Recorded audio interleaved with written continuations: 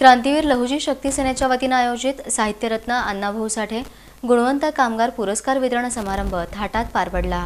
1 मे महाराष्ट्र दिन आणि कामगार दिनानिमित्त संयुक्त महाराष्ट्र चळवळीतील आणि कामगार चळवळीतील अग्रणी नेते साहित्यरत्न अण्णाभाऊ साठे यांच्या नावाने क्रांतीवीर लहुजी शक्ती सेनेच्या वतीने गुणवंत कामगार पुरस्कार वितरण समारंभ साहित्यरत्न अण्णाभाऊ साठे चौकात आयोजित करण्यात आला होता। प्रारंभी साहित्यरत्न अण्णाभाऊ साठे यांच्या पूर्णाकृती पुतळ्यास अभिवादन करण्यात आलं। पुरस्कारांचं वितरण महापालिकेचे अतिरिक्त आयुक्त संदीप कारंजे, जिल्हा सरकारी वकील ॲडव्होकेट प्रदीप सिंग राजपूत, महापालिकेचे सहाय्यक आयुक्त आशिष लोकरे यांच्या हस्ते करण्यात आलं। या कार्यक्रमाला क्रांतीवीर लहुजी शक्ती सेनेचे प्रदेशाध्यक्ष सुरेश पाटोळे, जिल्हाध्यक्ष किसन पाटोळे, मातंग समाज अध्यक्ष लष्कर भीमराव गायकवाड, तर सोलापूर तालुका अध्यक्ष बापू गायकवाड, दक्षिण सोलापूर तालुका विधानसभा अध्यक्ष हरिबा कांबळे, किशोर जाधव, रोहित खिलारे, रोहित कांबळे, ॲडव्होकेट विक्रम कसबे,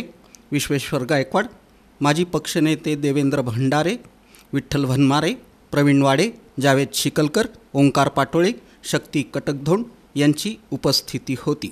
अरुण मेहत्रे, रामचंद्र चंदनशिवे, सुनील शिंदे, रेश्मा तलकदार, शंतनू गायकवाड, नागनाथ जाधव, भारत गायकवाड, राजू डोलारे यांना साहित्यरत्न अण्णाभाऊ साठे गुणवंत कामगार पुरस्कार प्रदान करण्यात आले।